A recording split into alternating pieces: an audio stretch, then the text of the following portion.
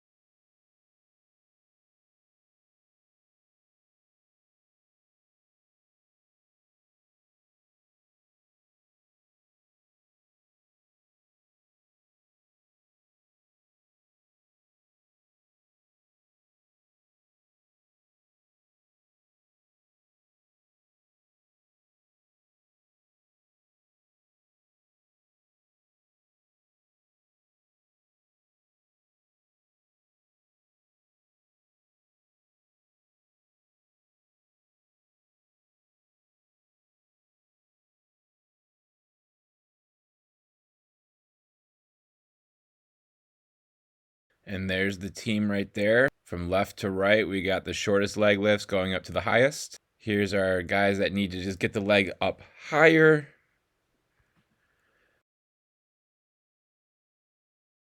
These are our flamingo groups right here. We don't want to lift our feet to our butts. We just want our feet to be nice and relaxed underneath our knees, like this group right here.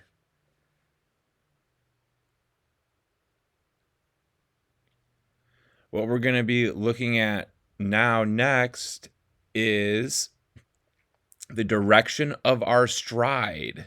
So we're going to see this first group here does a really good job of both striding towards our target and getting that front leg rotated. What we're going to notice on this group here is that their stride goes straight, but that front leg does not get rotated, meaning the toes and the knees aren't going towards the target. What we'll notice in this group is that we kind of just take our foot and just step it to the side, and it's not rotated or going straight. And we're going to notice a similar thing with this group here as well, of the leg just stepping to the side instead of rotating that leg forward.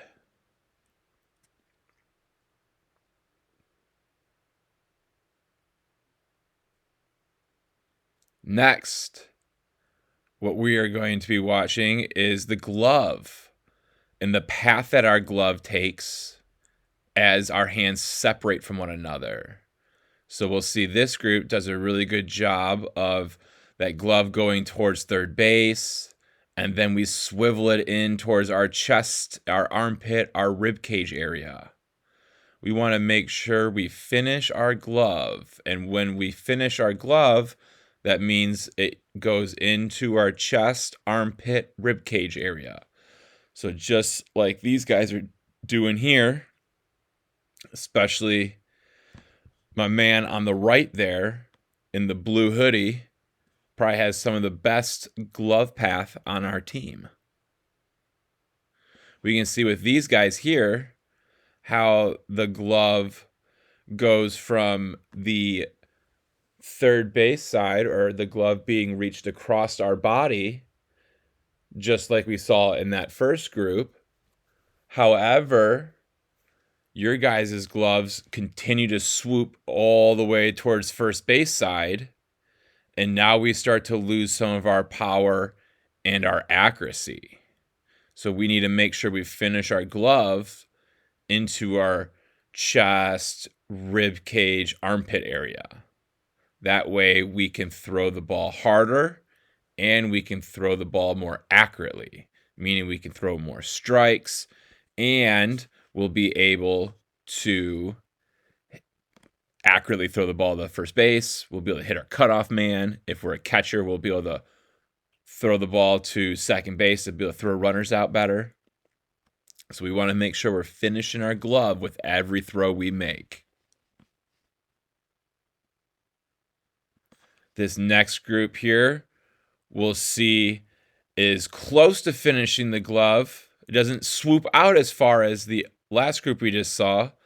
However, on the left and the right, we can see how that glove, as it first separates here, gets across our body well. And then it starts to swivel, but then it kind of drops low. We want to think about that glove being up by our rib cage, not down by below our waist. And for in the middle here, we want to think about not pointing our arm straight towards the target there, like a sword. We don't want to be pointing swords. We want that glove to being reached across our body, but then finishing just the way you did. So you had a good finish, but we just need to get it to go out across our body. And then same thing with these guys here. You guys finish your glove good, but the glove just kind of stays in that finish position the entire time. So we can see your glove doesn't really go towards the target or get out towards third base side at all. but you do finish it well. It finishes into your armpit, chest, and rib cage area. We just need to work on getting that glove to go out, reach out, like we saw in that first group. And now here's a video of me in my leg lift. So I just want you guys to see just how high I'm trying to get that leg to go up, and then how that foot is just dangling underneath my knee versus my foot getting tucked up underneath my butt, which would prevent my knee from getting as high as it could. This is what we are looking for with our leg lifts. So this is just like what you guys were doing at practice when we were in the leg lift station. Just practicing on getting that leg up nice and high and working on our balance. This drill that I'm doing right here is a drill that's going to help us learn how to get that front leg rotated when it lands. Noticing that my kneecap and my toes are going right to my target when the foot, bam, lands. They're started turned, bam, and then it gets rotated. Most of us need to work on learning how to rotate that front leg so that way when we land, it has rotated to the target.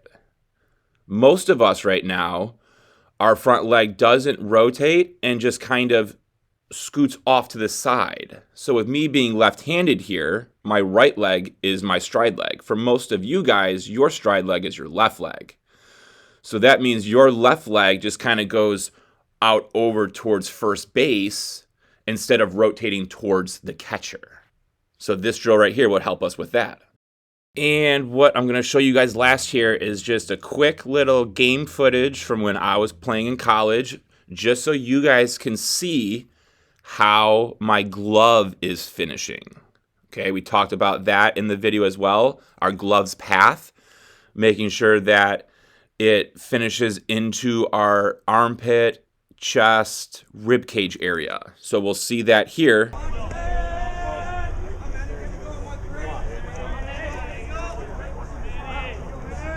Let's go, Hayden.